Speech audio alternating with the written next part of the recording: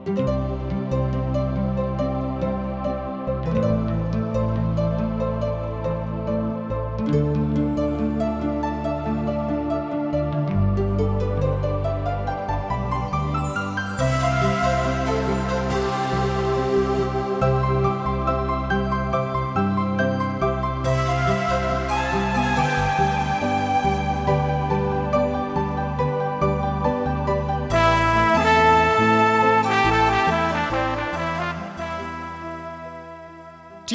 द्वारा प्रसारित कार्यक्रम जिंदगी की राह में आप सबका स्वागत बा। ई कार्यक्रम मसीही विश्वास खातिर प्रार्थना में जयवंत जीवन और फलवंत होके बदे और बाइबल का विधिवत अध्ययन खातिर उत्साह बढ़ावे वाला, जवना से हर परिवार बाइबल की दिशा में मजबूत होके और जयवंत जीवन जिए। कृपा करके देखी और सुनी ताकि परमेश्वर आप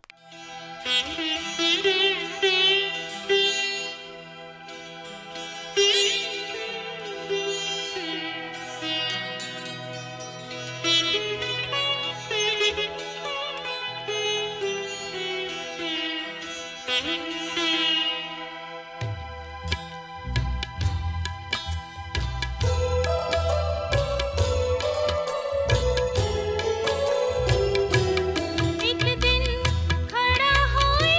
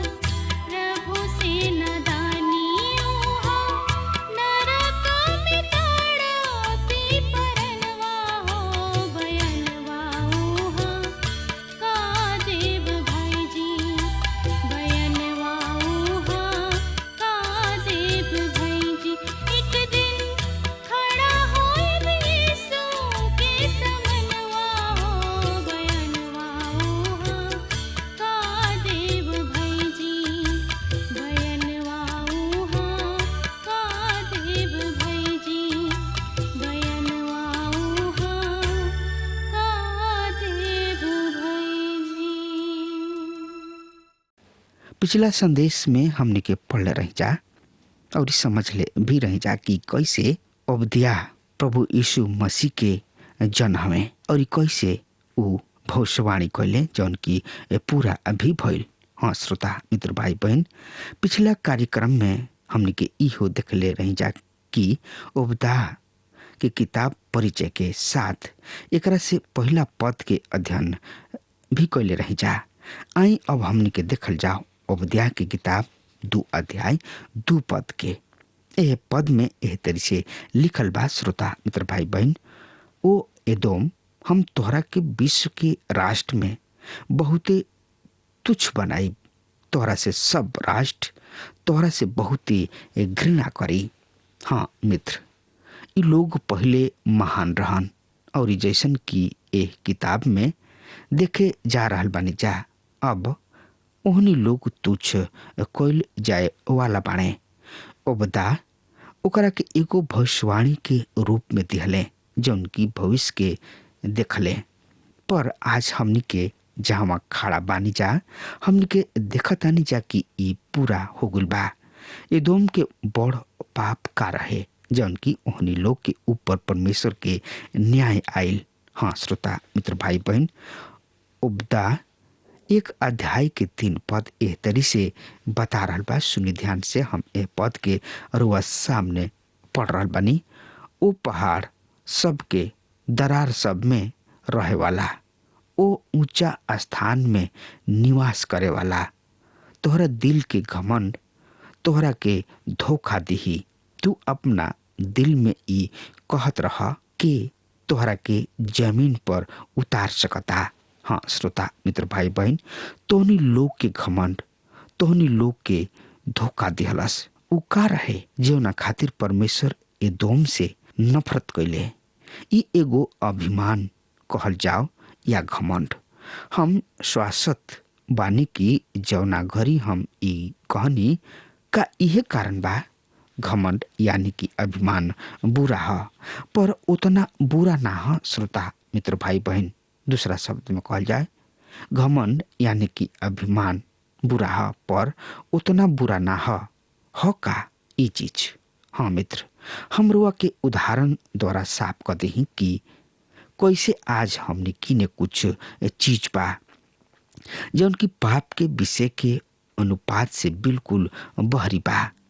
मान लेनी कि हम एगो मसीही के जानत रही जौन की बहुते दारू पियत रहले और हम रुआ से सलाह मांगे ऐनी कि उनका चर्च के उनका साथ का करे के चाहिए। तो हमारा नीचे बा कि रुआ कहब कि उनका के चर्च के सदस्यता से बहरी निकाल देवे के चाहिए और हम उनका से सहमत होखब। अब मन्नी कि हम रुआ के चर्च में का एगो ऑफिसर के बारे में बतौले कि उ चोरी करत पुलिस के द्वारा पकड़ल गए, तो हमरा पक्का बा कि रुआ कहब कि उनका के चर्च से निकाल देवे के चाहिए और अनुशासित करे के चाहिए। हम एकरा पर रुआ बात पर सहमत होखब। मन्नी कि हम रुआ के बतौनी कि हम चर्च के एगो ऐसन सदस्य के जानतानी जौन की अभिमान से भरल बा और जितना कि हम देखनी उन्हीं लोग में सबसे ज्यादा अभिमानी आदमी रहन उ। हम ई कह सकतानी कि रुआ ओकरा के चर्च से बहरी निकाले खातिर मत कहब। बहुत सा कोमल दिल वाला कोई है, हम समझतानी कि पास्टर के उनका से बात करे के चाहिए और उनका के बतावे के चाहिए कि अभिमान कोई गलत है, पर ई उतना भी बुरा पाप ना है। कम से कम ई उ पाप है जौन की दिखाई ना देला। ई शराब पिए, चोरी करे और झूठ बोले के तरी ना है। हाँ मित्र, यदि हम रुआ के बताएं कि परमेश्वर की नजर में अभिमान शराब पिए से भी अधिक बुरा बा, त का हम रुआ के चौंका देब। पवित्र शास्त्र बाइबल में पियक्कड़पन के पाप के बारे में कहे खातिर बहुत कुछ बा। परमेश्वर पियक्कड़पन के दोषी ठहरावताणे। बाबुल अलेक्जेंडर महान के साम्राज्य और रोम के पतन में अतना उपयोग देले रहन, इस सब महान राष्ट्र के नष्ट कर दिले बा और ये हमनी के राष्ट्र के भी नष्ट कर दी। पर हम रुआ से कह दी कि परमेश्वर के नजर में अभिमान पियक्कड़पन से अधिक बुरा है। ये उ चीज है जौन की सीधा उतरेला, जहाँ हमनी के आज जी ही न जा, यानी कि इस संसार में हमनी के जी रहल बन जा वर्तमान समय में। ये ठीक वहाँ बा जहाँ गेंद के बल्ला मारला, या ई वहाँ बा जहाँ हमनी के जिंदगी के वायुयान परमेश्वर के जिंदगी के दौड़ पथ के छुएला। हमके यहाँ अभिमान या घमंड से संबंधित एगो उचित परिदृश्य दिहल गुल बा। अभिमान या घमंड पाप सबके पाप है और ई सबसे बुरा पाप में से एगो है। ई उ चीज है जौन के पवित्र शास्त्र बाइबल सब चीज के ऊपर दोषी ठहरावले। परमेश्वर कहले बाणे कि उ घमंड से घृणा करलन और यदि उ इहे चीज बा कि जौना से एदोम खा लिहल गुल बाणे, तब परमेश्वर कह सकताणे एसाव से हम उनका अभिमान के कारण घृणा कोइनी। हाँ श्रोता मित्र भाई बहन, ध्यान दी कि नीति वचन के लेखक का कहताणे 6 वस्तु से यहोवा परमेश्वर घृणा करलन, वरन 7 जौना से प्रभु परमेश्वर के घृणा होला, अर्थात घमंड से चढ़ल आँख, झूठ बोले वाला जीभ, निर्दोष के खून बहावे वाला हाथ, अनर्थ कल्पना गढ़े वाला मन, बुराई करे के बेग में दौड़े वाला गोड़, झूठ बोले वाला साक्षी और भाई सबके बीच में झगड़ा पैदा करे वाला मनुष्य। हाँ श्रोता मित्र भाई बहन, नीति वचन 6 अध्याय के 16 और 19 पद का रुआ देख रहल बानी कि परमेश्वर घृणा के परेड में सबसे पहला नंबर पर के बा घमंड से चढ़ल आँख। श्रोता मित्र भाई बहन, जब एगो पुरुष या औरत चर्च में प्रवेश करले और कोनो गरीब संत के देखेलन जौन की पाप के खातिर जानल जाले, और उ आदमी आपन कपार ऊपर उठावेला और अपना नाक के हवा में राखेला, यानी कि फुलावेला, उहे बात परमेश्वर के नजर में शराब पिए से अधिक बुरा है। ई पियक्कड़पन के क्षमा करे या अनदेखी करे खातिर ना है, ई कर रहल बने, पर घमंड कहीं ज्यादा बुरा है। हाँ मित्र, ई सब कुछ ना है जौन की परमेश्वर के घमंड के बारे में कहल। परमेश्वर कहलन कि उ घमंड के विरोध करलन, पर उ हमेशा ही नम्रता के पक्ष में रहलन। यह परमेश्वर के भय मानल बुराई से बेर रखल है। घमंड, अहंकार और बुरा चाल से और उलट फेर के बात से भी हम बेर राखिना। हाँ श्रोता मित्र भाई बहन, नीति वचन 8 अध्याय 13 यूहन्ना यह तरी कहते हैं, जीविका के घमंड उ पिता के ओर से ना पर संसार ही के ओर से बा। पहला यूहन्ना 2 अध्याय 16 में लिखल गइल बा, जीविका के घमंड कहवा से आवेला? यदि कोनो चीज बा जौन की शैतान के ओर से आवेला त उ रहे। हाँ मित्र, आज बहुत से संत सबके जाति के घमंड, चेहरा के घमंड और अनुग्रह के घमंड बा, यहाँ तक कि उ अनुग्रह के द्वारा बचावल गोल बाणे ओकरो खातिर भी लोग घमंड करलन। रुआ उधार के रुआ के घमंड ना बनावे के चाही और ना ही ई कोनो चीज हुआ जौन के बारे में सीखी बघारल जाओ। हाँ मित्र, ई उ चीज हुआ जौन की परमेश्वर के महिमा नियुक्त करे खातिर है और ई उ चीज हुआ जौन से रुआ के नम्र बने के चाही। का रुआ अपना बारे में शर्मिंदा नइखी कि रुआ अनुग्रह के द्वारा बचावल गोल बानी, यानी कि रुआ के उधार प्राप्त बा? काहे कि रुआ अतना अभागा या तुच्छ पापी बानी। हम जानतानी कि उधार के खातिर हमनी के परमेश्वर के तुच्छ भेंट चढ़ाई, पर हमरा किने कुछ भी नहीं खे। ऐसे हमरा अनुग्रह के द्वारा बचावल गइल जरूरी बा और हम ओकरा बारे में सीखी भी नहीं बघार सकत। ऐसा बहुत से लोग बाणे जौन की ए सत्य के बारे में डिंग मारलन कि उ पापी रहन। परमेश्वर नम लोग के अनुग्रह दिले। पौलुस लिखताणे फिलिपियों के पत्री 2 अध्याय में के 5 पद में उनकर स्वभाव कौना तरीका रहे, दीनता के स्वभाव। उ कहले हमार जुआ अपना ऊपर उठा ल और हमरा से सीख, काहे कि हम नम्र और मन में दीन बानी। मत्ती रचित सुसमाचार 11 अध्याय 29। घमंड उह जौन की बहुत से मसीही सबके गवाही के नष्ट कर रहल बा और उनका के परमेश्वर के खातिर बहुत निष्फल या अप्रभावी बना देले बा। उ दिखावा करेलन पर उ जवन चीज बना रहल बने उह सूखल घास के एगो बड़ ढेर। उ मसीह के नेव पर सोना चांदी और बहुमूल्य पत्थर सब में से निर्माण निखन कर रहल। घमंड बहुत से संत सब के 10 के गिनती से नीचे क देले बा। आज ई बहुत से कंधा के चटाई से लगा देले बा। सब होत भी घमंड शैतान के पाप रहे। उ कहले हम आपन सिंहासन के ईश्वर के तारागण से अधिक ऊंचा करब, हम परम प्रधान के तुल्य हो जाइब।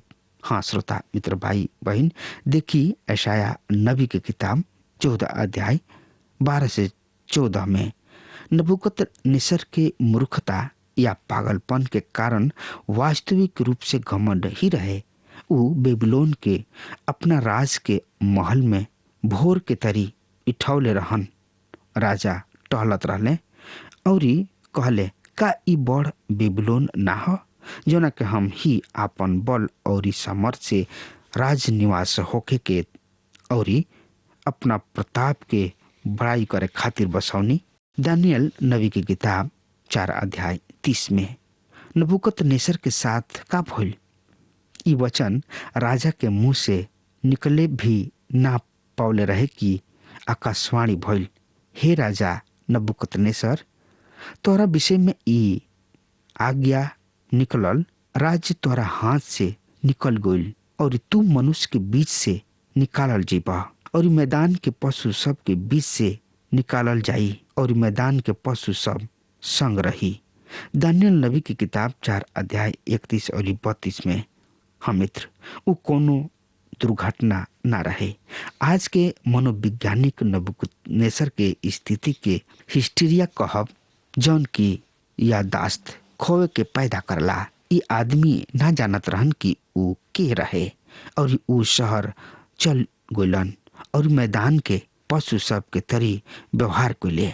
काहे कि जब एगो आदमी घमंड से ऊंचा उठावल जाला त उ ऊंचा ना उठावल गइले पर उ मनुष्य के स्तर में नीचे आ गइल बाणे। परमेश्वर नबूकदनेस्सर के पद के घटौले और ओकरा के मैदान के जानवर सब के स्तर में नीचे ले अइले।